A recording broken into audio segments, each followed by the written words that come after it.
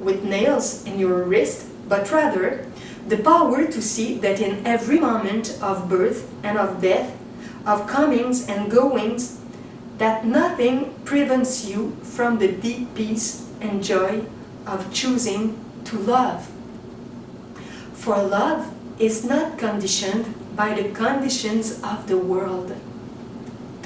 How can it be when the world does not exist? Only you exist as a field of awareness that chooses to create perception and belief. We have sometimes testimonies of persons in very difficult situations. For example, in a concentration camp in the World War II. And one person was very depressive and the other was in a certain joy. Not completely, but in a certain joy.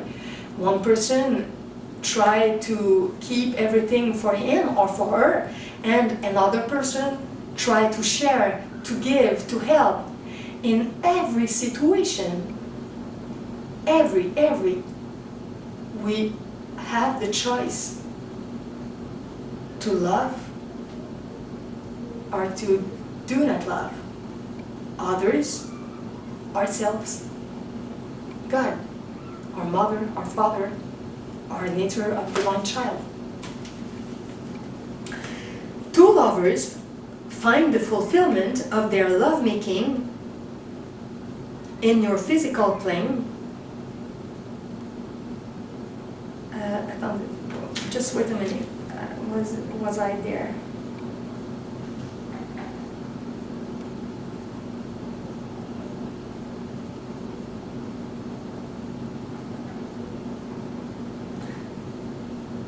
I think I was 2 paragraphs before.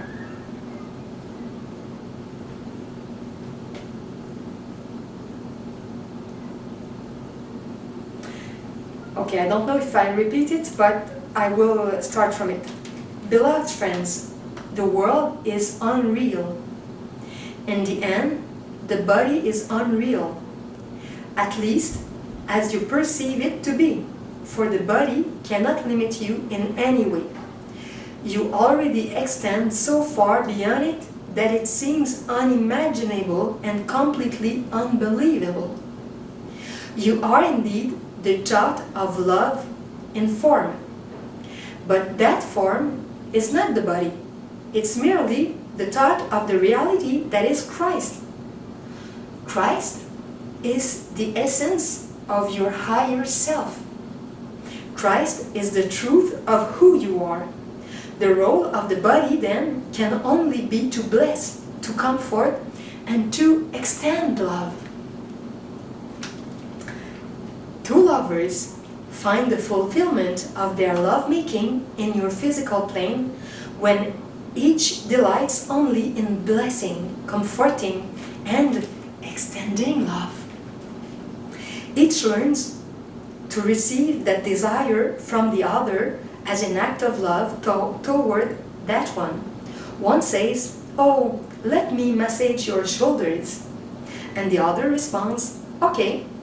For relationship is the means of your salvation, and holy relationship is always a simple, joyful dance of two who recognize truly that only love is real, and they want nothing else. You are indeed a sovereign master of your domain. You cannot fail at any moment.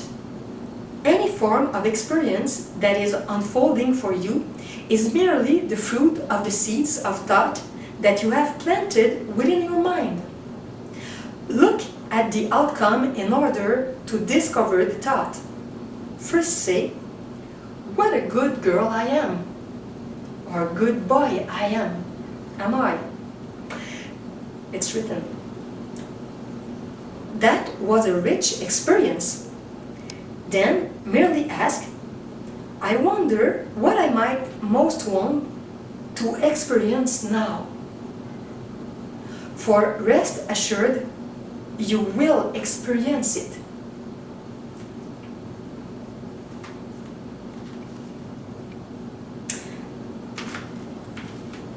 Just a commentary. The sentence, only love is real and they want nothing else. True lovers, they want nothing else. Because when we feel more and more the sensation of love, the flavor of love, we are able to feel more rapidly what is the different sensation of not love, of hate, of anger, of anything that is not in the field of love. And with practice, with time, we understand that love is a nourishment. It's our first alimentation, and we love love. we are in love with love. So we try to express that more and more, not just to please people or to look well, because when we express love, we feel it, and it's good, so good, so that we don't want to express other things. So with weeks, months, years, it becomes easier to express love, because we can recognize really, really rapidly when we go out of this kind of wonderful energy and we switch very, very rapidly to love, because we need it, because we don't want to live outside of that field. You can either claim dominion over your life and become the conscious director of your life experience, or you can abdicate it to someone else, such as your government, your employer, or what you have. You are totally free to do that if you remember to claim it as a sovereign act, such as, I'm commuting 2 hours on this freeway to a job that I don't like and commuting home for 2 hours every day. Because of the sovereignty of my total mastery, I choose to do so. For that is the only reason you can find yourself in any place at any time. As a sovereign master, you are free to follow me. You are free to choose only your loving thoughts. You are free to remember only your loving thoughts. You are free to embrace whatever comes up that may be unlike love and simply accept that it must be an old seed getting cooked and that you are free to embrace it with love. This is why there can be no feeling that must be judged or avoided. Feelings of despair or feelings of sadness are merely something left over from a past thought. In the act of embracing them, you have already decided with love, and love alone heals all things. Just think of this. As a sovereign master, you choose, without lifting a finger, to call into the domain of your experience a form of communication with an ancient friend, Yeshua ben Joseph. Out of the field of your sovereign domain as a living master, you have chosen to bring the way of mastery into your domain. You have chosen to bring that called Chanticristo into your domain. There must be a reason for it. There must be a desire for it. Is that not the desire to discover ever more deeply if there is anything possibly obstructing you from experiencing greater joy, greater peace, greater wisdom, and greater twisted consciousness? Indeed, beloved friends, a master never ceases in growing himself or herself. A master is never finished. I say often to people around me that what I love the most is to learn. I prefer to be a student than to be a teacher. For me, it's more interesting to learn, but sometimes in teaching we learn also. But in other times we have the feeling of a repetition. So I cannot give, for example, conference many times, because when it's integrated, I must go to another place and integrate other things, because what I want is to continue to learn, to discover, and not to repeat the same thing. And because I don't do things for money, I don't repeat for money. I do things because I love these things, these sharings, these informations, and because I love to be with people with that.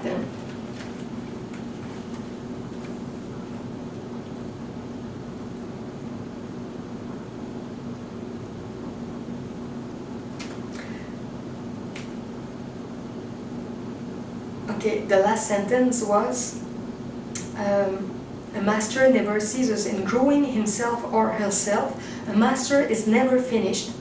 Do not think that you can come to the end of some form of experience, perhaps even the death of the body-mind, and suddenly be at the finish line. For there is no such thing as a finish line. There are only realms that you can grow into, in which creation is indeed far more blissful than it is in the physical domain. But creation continues. Your responsibility and your sovereignty and your dominion continue.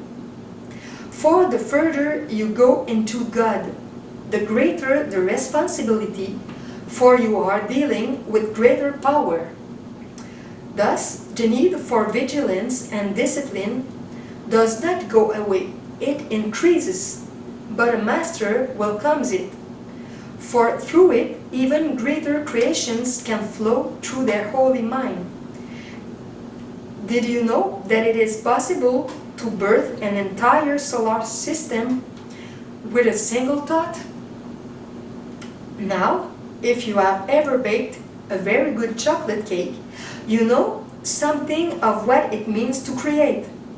If you have ever written a poem, if you have ever birthed a child, if you have ever planted a seed and watched it grow, then you know and understand the great satisfaction of creating. Imagine merely holding a thought in the mind and then experiencing the actual birthing of an entire solar system. It is indeed a great delight. Imagine birthing that which is called A Course in Miracles. Merely by holding the thought of it in its completed form and then letting that wave emanate and join with another mind who happens to be in the physical domain and does all the work. That is the power that is available to you. Blessing all your creations. As you choose to embrace yourself as a master, as you choose to look upon each and every moment of your experience as holy self created that is waiting for your blessing, you come to see that there is power and freedom in choosing to bless with gratitude all of your creation. And then to say, this has been so fantastic. It might be fun to have something even greater happen now. It was great being with that lover, but what the heck, they have just recently died, so I think I will open up to something even greater.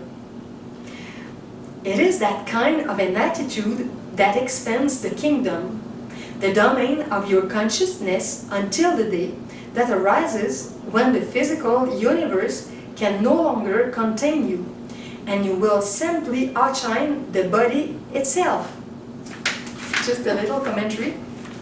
When we live something that seems to be negative, if, as it is said just before, if we think that we will live after a better thing, a better situation, it's that will happen.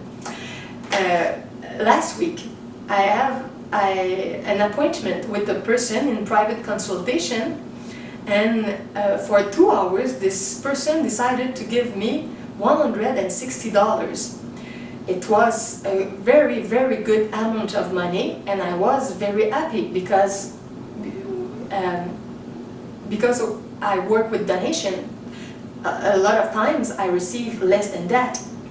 And after 2 days, this man canceled our appointment together. So for 1 second, I was a little bit disappointed, but I remember that and I said, maybe it's because another thing is better for me. And 2 days after, but before the time that I was to be in the appointment with this man, another man contacted me and he proposed to give me $300. It was the best moment. It was the most money I have received from somebody for a private consultation and donation. And so it was almost the double of the amount of money. But if I haven't changed my mind, and if I had stayed in many seconds, minutes, hours in the negative mentality, oh, poor me, it's not a good chance, negative feelings, that would have attracted negative situations. But I changed rapidly my mind and said, okay, I will have another situation, another person, another consultation, and it will be better. And sometimes if it's not better financially, it's better for our understanding, for the love with the person, for different things. But that, it was the financial situation. So it was very, very interesting. Okay, I continue.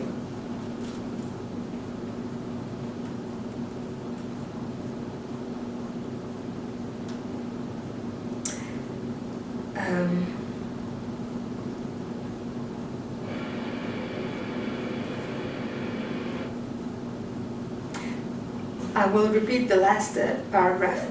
It is that kind of an attitude that expands the kingdom, the domain of your consciousness, until the day arises when the physical universe can no longer contain you, and you will simply outshine the body itself. This has occurred. Some minds have outshined the body before the body was ready to die. They merely dissolved in light, and that was the end of it. It is not necessary, however, to do so. For the experience of what is called death in your world is just another experience.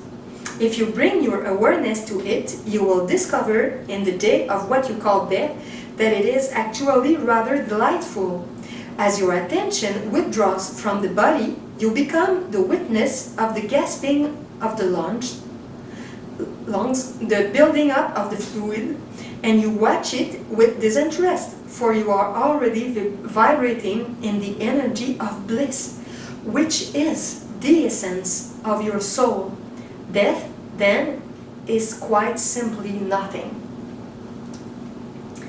Claiming sovereign mastery. Beloved friends, in the culmination, then, of the way of knowing, I ask you as your equal, and as your brother, and as your friend eternally, to claim in this hour complete sovereign mastery over your domain. Discover what has not yet been embraced and owned.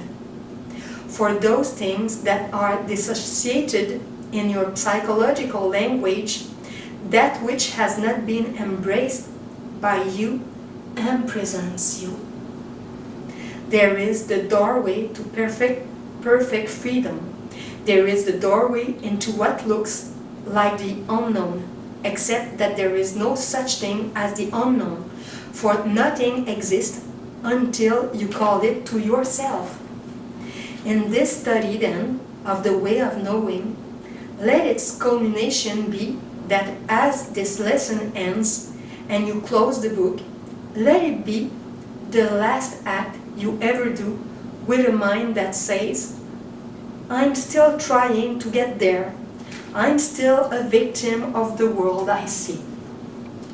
When you finish this lesson, let those attitudes be finished entirely. It requires only the willingness to say in each moment, this must be what I have called to myself. Do I wish to continue it, or would I choose something else? The world you have made is only an illusion. Nothing that has been constructed must remain unless you desire it. If you continue the structures of your life, career, relationship, whatever it is, recognize that you are doing so out of the sheer delight of wanting the experience. If you prefer, you can let it crumble and start anew.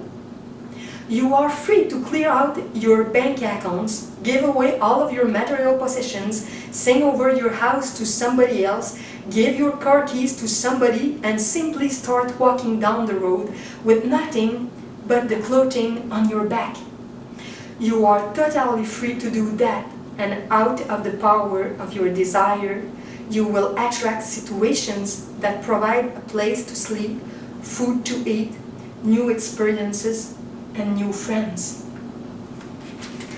I have a friend, and 40 years ago, he was in the street and he slept under a bridge. And he said to me, this time was the most wonderful time of my entire life. And now he has 67 years old, and for $400,000, $400,000 in his bank account, and he is really afraid to take some money to do something, and he is always afraid to don't have enough, and he is sometimes ill. So it's just an example. Now, after many years of work, of accumulation of money, his life is worse than when he had nothing and slept below the bridge. Okay. At no time can anyone be a victim. Yet, at any time, consciousness is free to perceive itself as having been victimized. That is merely the choice to create a form of experience. We might share with you that victimization is one of the Bobby prizes chosen pervasively by humanity, the victim game. Many are quite committed to seeing how well they can play it out. One could say that the victimization game has affected virtually every mind in the human domain. You are not a victim. If indeed tomorrow your doctor tells you you have cancer and you have 15 days left to live, I wish you would have come in earlier. I could have given you possibly 45 days. Simply say to yourself, oh, what a rich experience. This might be. I have 15 days to go into the death of the body with total consciousness, complete forgiveness, and perfect peace. Wow, what an amazing opportunity I have called to myself. For cancer is not a failure. I have a commentary. This morning I have watched a video about Sister Emmanuel who live in Medjugorje and have a lot of testimonies of people who live mystical things in Medjugorje with Mary, who was in the 1st century the mother of Yeshua. My daughter said to me this morning, I explained to her the things about this video, and she said, you talk about your stepmother? And it was the first time that she said that to me.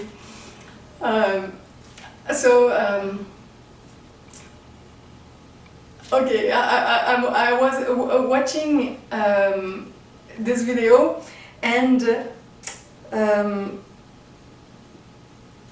she was talking about a man who was there in Medjugorje and only with some weeks to live. And many friends have convinced him to go there, maybe to live a mystical experience. And what was his experience? It has been to simply go to see a priest for a confession, and not of 5 or 10 minutes, but of 1 hour. And he explained, he talked about all his life with this priest, and he had never did a confession since many years, and he had a lot of culpability. I don't know the word in English. He was feeling bad about many things, and that was in link with his illness. And so he said all that to the priest, and he had been able to live a reconciliation, a new communion with God. And when he went out of the confessional, this little place with the priest, his friends found him completely changed, like illuminated, and a form of grace, of new love was inside of him. And some weeks after, he went to see his doctor, and he had no cancer, no more cancer, nothing.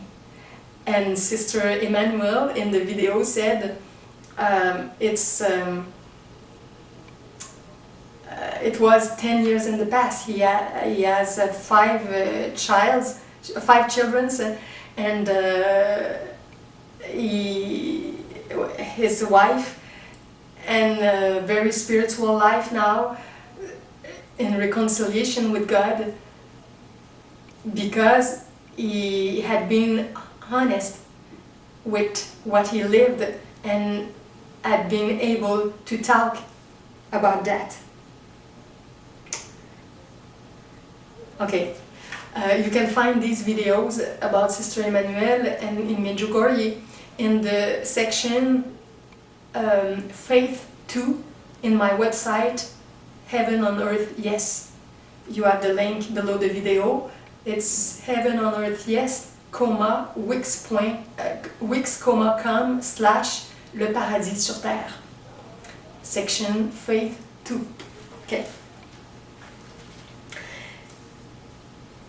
Indeed, we would behold in much of your so-called New Age movement that there is much judgment, much abhorrence of anything that does not look like manifesting wealth, having perfectly curved hips, and a multitude of loving friends. That is a naive attitude. But the soul's sovereignty is reached beyond measure. Wherever you are, as you read these words, you are living sovereign mastery now. You are free to create anew anytime you wish. But understand that the experience you are having when embraced and loved and accepted totally as being uncaused by anything but your own awareness. When you can delight in that, you are free. You are free. And you have already risen above and gone far beyond the most successful beings that humanity would say are successful.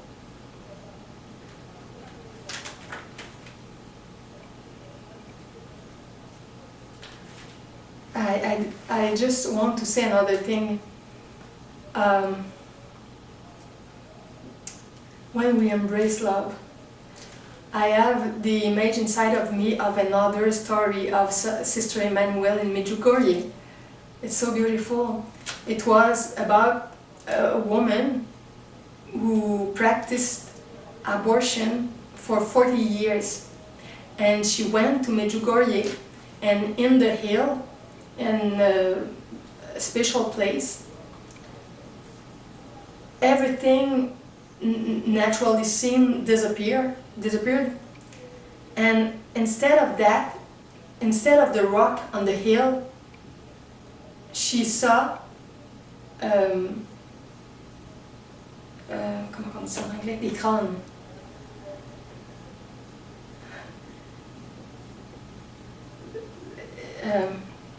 Bones, a little of bones, of head, of parts of the body, many bones in the hill, and it was clear that it was like the bones of the babies of, in abortion by her. And with the help of Mary, or with the help of the Divine Mother, this feminine figure that she met, she understood that in 40 years she had killed the equivalent of a complete city of people, and she started to pleurer, to cry, and to cry. And after that, she decided to stop to do that. She returned in her country, and she made conferences to bring people to Medjugorje, to help them to have mystical experiences. And it was the new goal of her life, to bring people to Mother Mary, or to the Divine Mother. And it depends how you see this presence, more human, more divine. And she did that, and Sister Emmanuel said in the video that actually she helped 400 men and women to stop to be doctors and in the work of abortion. 400 of people that she know stopped that because of her help, and because she helped them to live spiritual experience in Medjugorje, or in their country. So when love enters in our heart, in our body, in our soul, sometimes our career will change, our goal will change, our occupation, because we understand that some things, some activities are more important, more precious than others for us at this moment. Okay. Do not then be succumbed to the shimmering light of the world, the great tinsel on the tree, for all that matters is this: am I at peace? Do I bring love to each moment? Do I accept with great humor that all that I have experienced has been by my own design an interesting game, and perhaps a joke played upon myself? Look upon the world and say, there is nothing I need here, but I choose to be here to see who I can love, how I can love, and what enjoyment I might create. Peace, then, is always the goal of a spiritual journey. That peace that passes all understanding.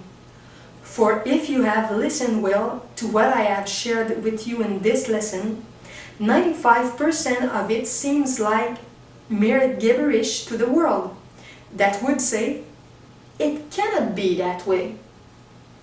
It turns the world upside down, rips it inside out, and makes it valueless.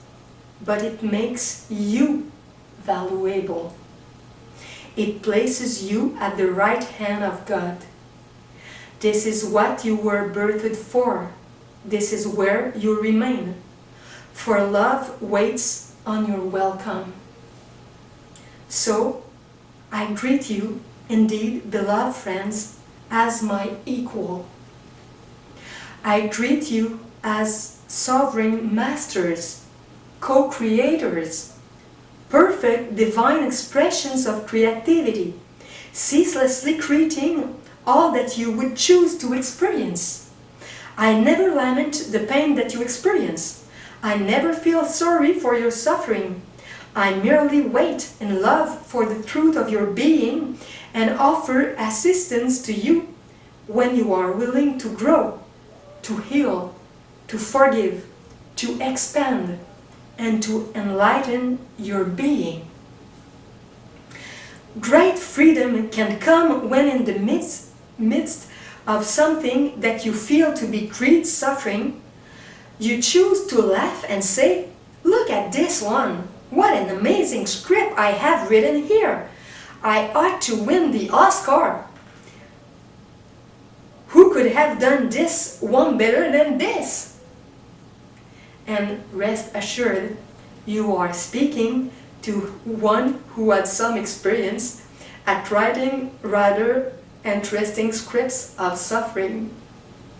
Beloved friends, look lovingly upon the world you have created.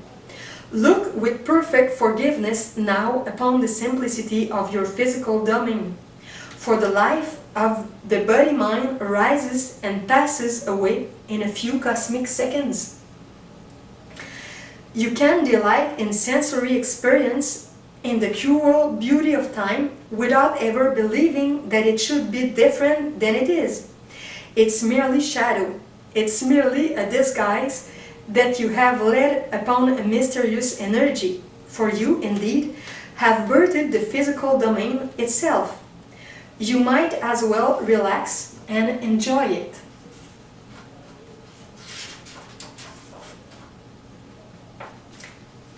Three pages and a half to finish. Behaving a master.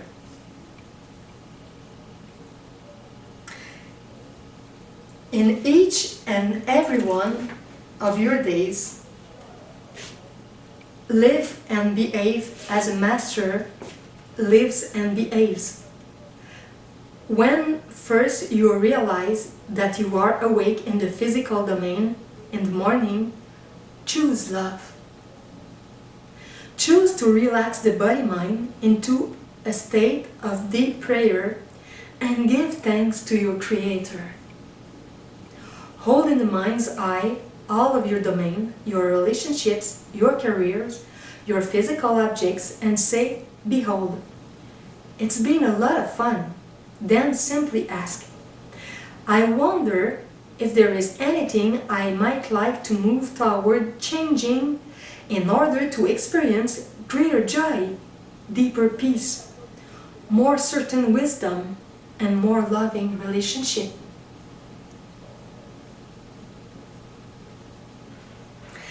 If something comes into your mind, do not blame it, do not judge it. but simply begin to wonder about how you might like to see it changed. Hold that as a desire in the depth of your consciousness.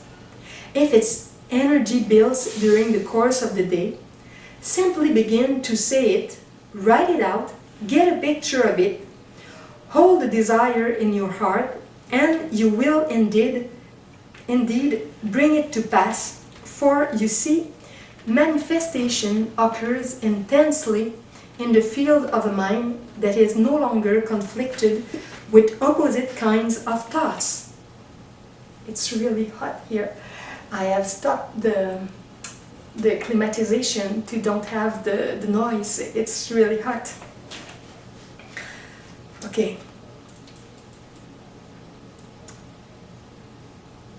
So, if anything seems to be manifesting slowly for you, first of all, it simply may be that is part of your script. That is the journey you are taking. A walk from one village to the next allows a much richer experience than taking a taxi. It may also be because you have some conflicted belief in your mind and therefore in the cell of your body that is not in alignment with what you would wish to desire. For instance, often the human mind will say, I desire a perfect loving relationship. But deep in the quiet of the mind is the thought, except I don't deserve it, I'm unlovable. When that has been repressed or dissociated, it will run you and will conflict or take away from you the power to create or to attract the desire.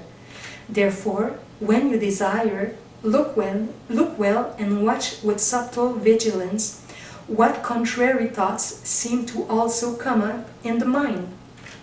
Just a little commentary.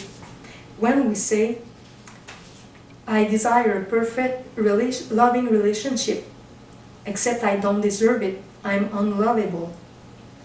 It's important to remember that if we find the person with who we are supposed to be in a divine relationship, we will help the other together. We will share a lot of things. We will be open emotionally, mentally, physically. We will do spiritual projects together. And if we have some problems in some parts of our personality, the love and the help of the other will transform our life more rapidly than if we stay alone, saying, I'm worthiness. I don't know if it's a good word. I'm unlovable. So we all have our human part and our divine part, and me, like you, we have some fears, we have some problems, we have some traumatism not healed. But with the help of the person that we love deeply, we will have a perfect match to climb the stairs of the spheres in heaven. Okay.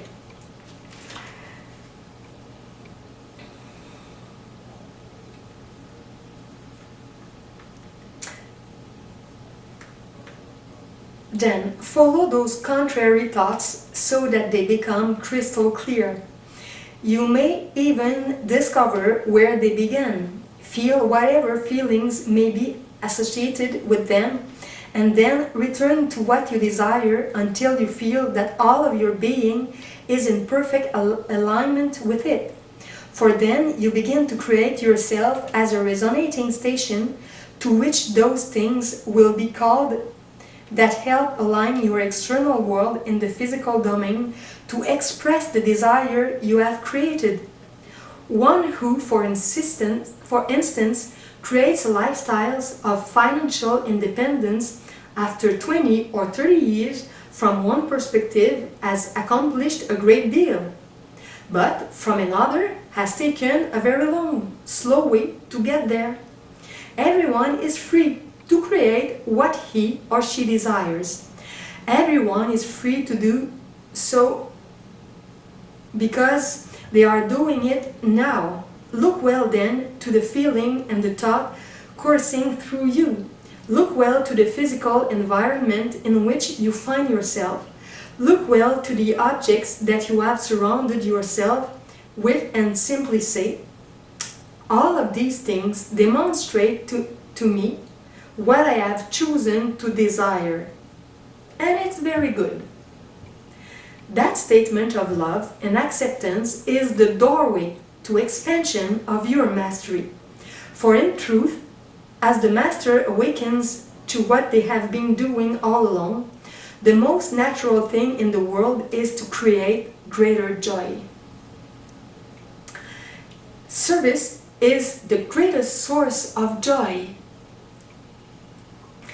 And the highest level of joy is to manifest service to the atonement. That is why perhaps one gives up a job in a corporation to go and start to make videos that can help get a good message out to the world. That is why someone ceases to work in a doctor's office and becomes a messenger for Yeshua. That is why someone drops what they are doing in a corporate career and becomes a minister. Because within them the soul has said, all right, enough of that experience. I want greater joy. And the pathway to greater joy is to join with like minds that are creating and extending context in which other minds can awaken. That is why many of you have been attracted to Shanti Cristo, to join together, to use your golden coins, to use your voice, to use your lips, to use your hands, to use your feet, to help participate in the creation of context in which the atonement can occur. Service, then, is the natural outflow of a heart filled with the gratitude of grace. Masters are never found struggling to survive in something they do not like. They would frankly rather sit on a street corner asking passerby for a nickel or two to get a cup of coffee. Meanwhile, they are too busy smiling and waving and blessing everyone that walks by because they would rather love than look good in the world. A master has no choice but to serve not from duty, but from joy. For the greatest joy can be to extend the good, the holy, and the beautiful. Therefore, when you choose active participation in serving the atonement, you will, two last pages, discover that you will indeed be well supported, and all of the events that occur are merely opportunities to deepen your capacity for wisdom, for peace, and for love, to create within yourself a conduit for the extension of greater love into the world, not because you must, but because you have chosen to serve. And you have chosen to serve because it is the greatest source of joy. If then you resist service, it must mean that there is some seed thought within you that is in conflict with the desire to serve. For once you have achieved mastery, there is nothing else to do but serve. So, indeed, beloved friends, we come then very gently and by way of summation to the culmination of the way of knowing. The truth is, you have been a master all along. You cannot help but be one, for you are constantly creating your experience. You are free now to create differently. How to do that? Do not get up out of your chair and rush about, but why not decide right now to experience happiness, to experience peace, and to experience the knowledge that you are a master. How do you do that? By choosing to. Simply decide right now for the next 30 seconds to be happy, and then choose another 30 seconds to be at peace, and then another 30 seconds to simply and quietly look around you and say, "Behold, I am indeed the master of my domain, and all of it has been very, very good." A little commentary. Many times in my life, I have thought inside of me, when I was in emotional difficulty, if Yeshua was there, if he was besides me, if he was with me, what will he do? What will he say? And I tried to do, to say, to think, to feel what we can feel, think, say when we are with him, or what he gave us as example. Just the idea to think about a spiritual being that you love deeply and to enter in union with him or with her and ask inside of you what this spiritual being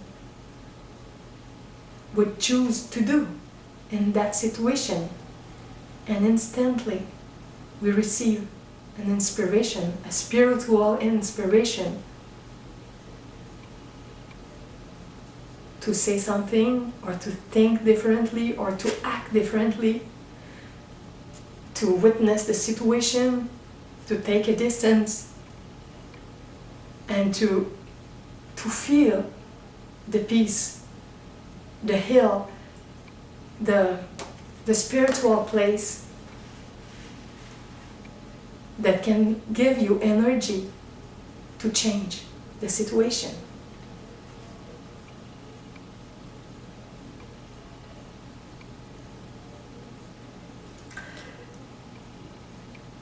Thank the chair that you are sitting in for coming into your domain. Thank the vase of flowers on your table. Thank the electricity bill that comes in the mail. Thank all things as blessings that come to you. For to fail to do this contracts your power to continue to expand and to create what you enjoy. To believe that you are in lack at any time is to create lack in your tomorrows. Therefore, choose now to feel perfect abundance and joy, and then behave as one who knows they live in abundance. I love you. You love me. This communication will never cease. Why? Because I have no intention of withdrawing myself from extending the Christ mind to anyone who will receive it. We are indeed joined in the place of perfect love. Creation is merely a harmless game, done for the simple enjoyment of creating. Become then again as a little child, for every master is a little child, delighting in the great mystery and the seeming surprises of discovering the power that can move through them. Always move toward what you enjoy. Always follow your heart. It's almost finished. Do not follow the reactive ego that says, "Oh no, I don't want to go there because that feels uncomfortable." Nothing is uncomfortable. It's just another opportunity to have an experience to broaden your capacity to love. How can I say that? Try the crucifixion. It was not uncomfortable once I embraced it. This is why, by the way, and some of you have done this, why human beings can walk on fire and not burn their feet. Why? Because they choose to do so and have a good experience.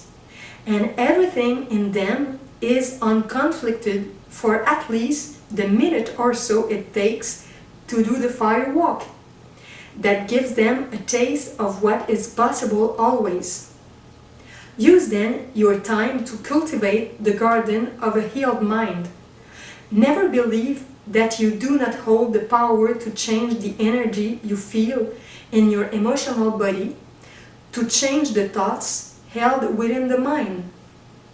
You are free to birth whatever you so desire, and nothing can serve as a limit to you. You are free. You are home. You are as I am. Peace then be unto you always, precious, precious friends. Amen.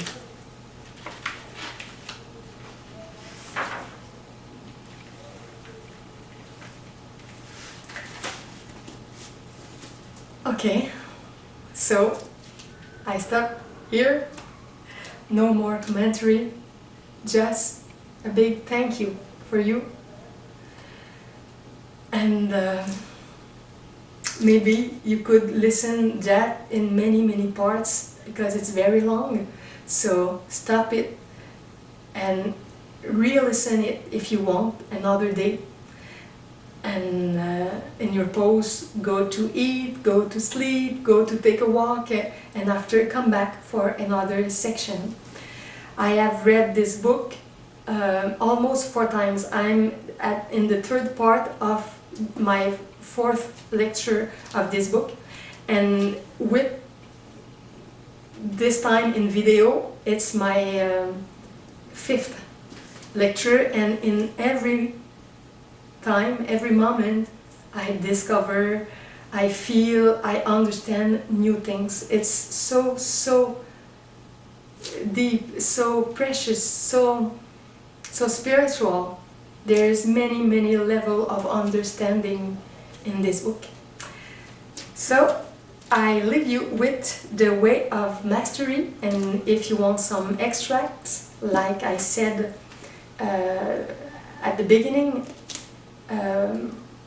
email me at Julie de Montreal a commercial at gmail.com, and I will send you some extracts of that.